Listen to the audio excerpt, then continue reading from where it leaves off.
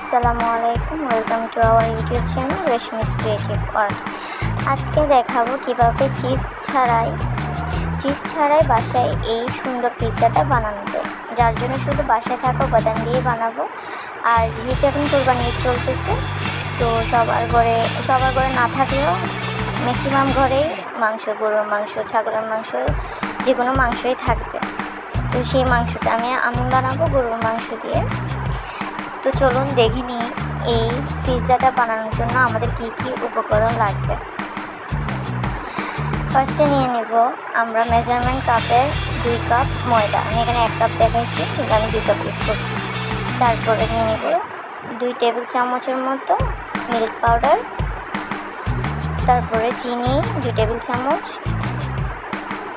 1 table চামচ east, আর 1 teaspoon মানে half টিস্পুনের মতো লবণ। আমি বিট লবণ ইউজ করছি, আপনারা রেগুলার লবণ যেটা থাকে ওইটা ইউজ করতে পারবেন, সমস্যা নেই কোনো। এখন নিয়ে নেব কুসুম গরম পানি, তারপর নিয়ে নেব সয়াবিন তেল। এখন সব শুকনো উপকরণগুলো একসাথে করে নেব।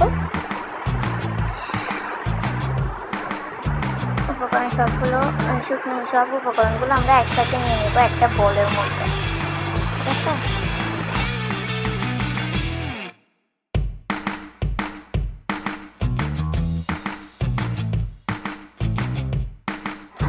এখন সব শুকনো উপকরণগুলো মিক্স করে নেব একটা চামচের সাহায্যে। মিক্স করা হয়ে গেলে আমি এখানে প্রায় 3 টেবিল চামচের মতো সয়াবিন তেল দিয়ে দিব। সয়াবিন তেল দিয়ে আবার ভালো করে মিক্স করে নেব। একটু টিপস দিয়ে দেয় আপনাদের, এখানে তেলের পরিমাণ কি পারফেক্ট আছে সেটা বোঝার একটা উপায় হচ্ছে আপনারা হাতে একটু ময়দা নিয়ে একটু হালকা প্রেস করে দেখলে যদি ছুটে না যায়, ময়দাগুলো ছুটে পড়ে না যায়, তাহলে বুঝতে হবে তেলের পরিমাণ পারফেক্ট আছে। এখন কুসুম গরম পানি হালকা দিয়ে একটা ডো বানিয়ে নেব। আমরা এটা ভালো করে মথে নেব। যত ভালো করে মথে নিতে পারবেন ততটাই পারফেক্ট ডো হবে। আমাদের ডো রেডি। এখন এটার মধ্যে একটু হালকা তেল দিয়ে ওইটা ঢাকনা দিয়ে সাইডে রেখে দেবো গরম জায়গায়। ইস্ট অ্যাক্টিভ হওয়ার জন্য আমরা প্রায় 1 ঘন্টার মতো এটা রেস্টে রাখবো। এখন চলুন দেখে নিই আমি পিৎজা টপিক্সে কী ইউজ করেছি, কী কী উপাদান নিয়েছি। আপনাদের ইচ্ছে মতো অ্যাড করতে পারবেন, স্কিপ করতে পারবেন। ফার্স্টে নিয়ে নেব গরুর মাংস রান্না করে, তারপরে মেয়োনিজ, তারপরে নিয়ে নেব সস। আমি যেহেতু সহজ উপায় বানাচ্ছি, সেজন্য আমি বেশি কিছু ইউজ করিনি, পাশে যেগুলো আছে ওগুলো ইউজ করছি। তারপরে একটা নিয়ে নেব ডিম। এখন একটা পিৎজা প্যানের মধ্যে 1 চামচ ঘি দিয়ে ওটা ব্রাশ করে নেব।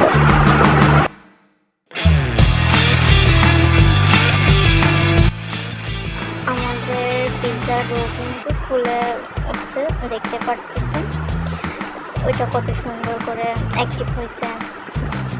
মানে এটাকে একটু ভালো করে মথে নিয়ে এটা এখন ডোটা পিৎজা মোল্ডে দিয়ে ওইটা হাত দিয়ে স্প্রেড করে পিৎজা শেপ করে নেব। হাত দিয়ে করতে হবে, আপনারা চাইলে বেলে নিতে পারেন। এখন একটা কাঁটা চামচ দিয়ে হোল করে নেব যাতে ফুলে না ওঠে। সস দিয়ে স্প্রেড করে নেব চারিপাশে। যেহেতু আমি বাসায় বানানো জিনিস দিয়ে বাসায় সবসময় রেগুলার থাকে ওই জিনিসগুলো দিয়ে বানাচ্ছি, সেজন্য বাইরের কিছু ইউজ করে নেই। শুধু মেয়োনিজটা বাইরে বলতে পারেন, ওইটা আপনারা স্কিপ করতে পারবেন। এখন আমি মেয়োনিজও দিয়ে নেব, সেমভাবে স্প্রেড করে নেব সব পাশে। তারপরে দিয়ে দেবো গরুর মাংস, যেটা আমি রান্না করাটা ইউজ করছি। আপনারা কাঁচাটাকে রান্না করে নিতে পারেন, আমাদের পাশে রান্না করা ছিল এটা ইউজ করছি। এখন ডিমটা দিয়ে দেব থেকে। ডিম দেওয়ার পর এটা ভালো করে চারিপাশে দিয়ে দেব। তারপরে হালকা করে উপরে একটু মেয়োনিজ দিয়ে নিয়েছি আমি সুন্দরের জন্য। এখন পিৎজাটা আমি 30 মিনিটের জন্য ওভেনে দিয়ে দেবো। 30 মিনিট পরে দেখতে পাচ্ছেন কত সুন্দর করে আমাদের পিৎজাটা রেডি হয়ে গেছে। এটা এখন কেটে দেখাবো। কাটার পরে দেখতে পারবেন কি সুন্দর করে আমাদের পিৎজাটা রেডি। এটা মনে হচ্ছে না যে বাসায় বানানো, তাই না? তো চলুন আপনারাও বানিয়ে আমাকে আমার ফেসবুক ফেসবুক বা ইনস্টাতে পিকচার সেন্ড করতে ভুলবেন না। আর অবশ্যই লাইক কমেন্ট করবেন, সাবস্ক্রাইব করে দিবেন যারা নতুন আছেন। সাবস্ক্রাইব করে পাশে থাকা বেল আইকনে ক্লিক করে দেবেন যাতে আমার নিত্য নতুন ভিডিও আপনারা সবার আগে পেয়ে যান।